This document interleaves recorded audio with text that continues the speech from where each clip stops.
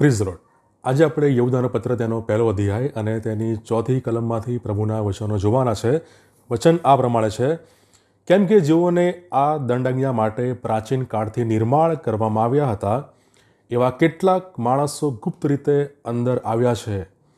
તેઓ અધર્મી છે ને આપણા ઈશ્વરની કૃપાનો વિસર્યા શક્તિમાં દુરુપયોગ કરે છે, અને ઈસુ ખ્રિસ્ત જે આપણા એકલા સ્વામી તથા પ્રભુ છે તેમનો નકાર કરે છે. આમીન. આ પ્રભુનું વચન છે. યહૂદા 1 અને તેની ચોથી કલમ.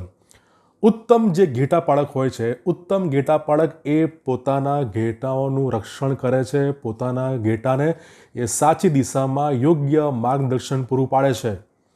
ગીતશાસ્ત્ર 23મો અધ્યાય ચોથી કલમ આપણને જણાવે છે કે તમારી લાકડી તથા તમારી છડી મને દિલાસો દે છે.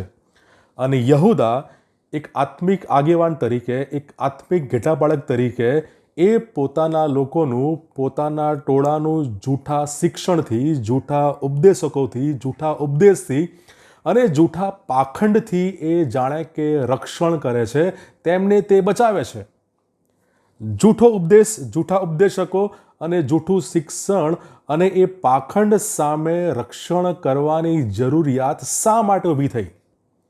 એ પ્રશ્ન એ સમયે પણ વ્યાજબી હતો અને આજે પણ એટલો જ એ વેલિડ ક્વેશ્ચન છે.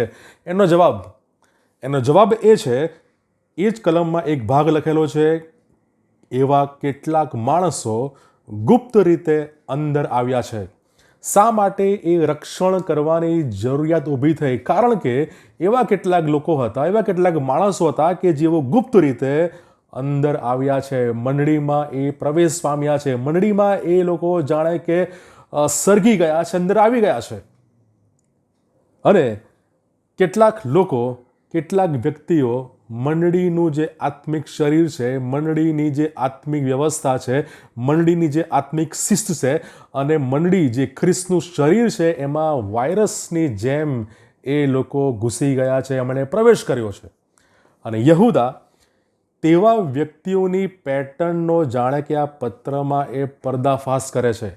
એ વ્યક્તિઓમાં કેવા પ્રકારના સિમ્ટોમ્સ, લક્ષણો છે, એ જાણે કે એ જાહેર કરીને આપણને એ ઇનડાયરેક્ટલી એ જાણે કે વેક્સિન અથવા એ રસી, એનો ઈલાજ એ અહીંયા પૂરો પાડે છે. કેવા વ્યક્તિઓ એ છે, કેવા એ એમના જીવનોમાં કઈ કઈ બાબતો દૃશ્યમાન થાય છે, કેવા લક્ષણો જોવા મળે છે?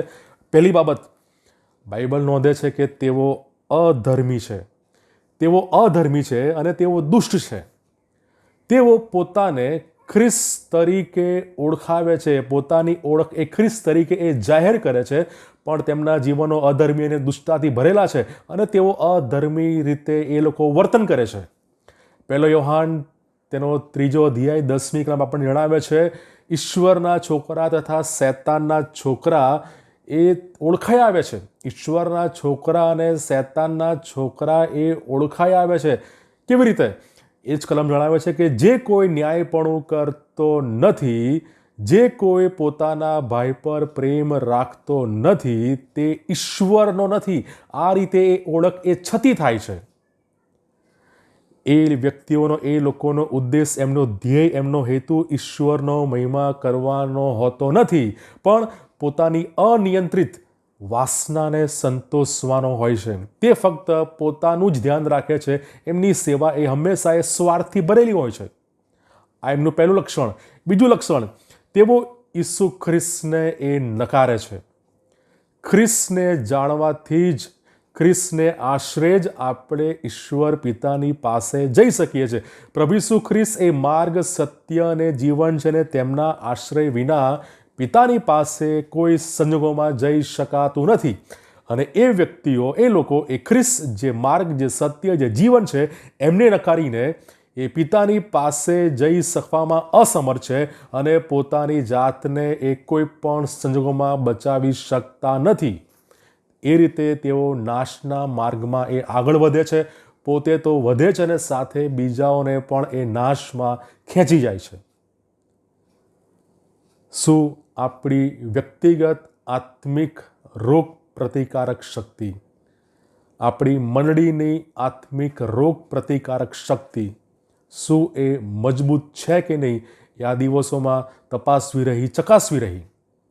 શું આ પ્રમાણેના વાયરસ શું આપણા આત્મિક જીવનોમાં, આપણી આત્મિક વ્યવસ્થાઓમાં શું એ પ્રવેશ પામ્યા છે કે નહીં, એ તપાસવું રહ્યું, ચકાસવું રહ્યું.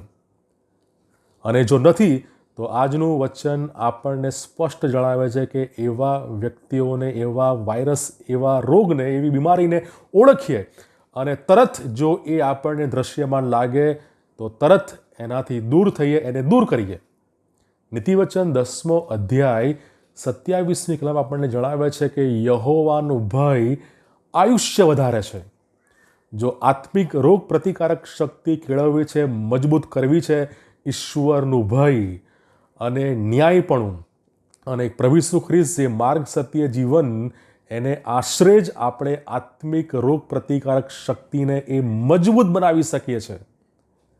આવો આપણી સ્વતપાસ કરીએ અને આપણી આત્મિક રોગ પ્રતિકારક શક્તિ મજબૂત છે કે નહીં એ તપાસીએ, અને જો એ નબળી હોય તો પ્રભુની પાસે આવીએ. પ્રભુ ચોક્કસ આપણી સહાય અને મદદ કરશે. God bless.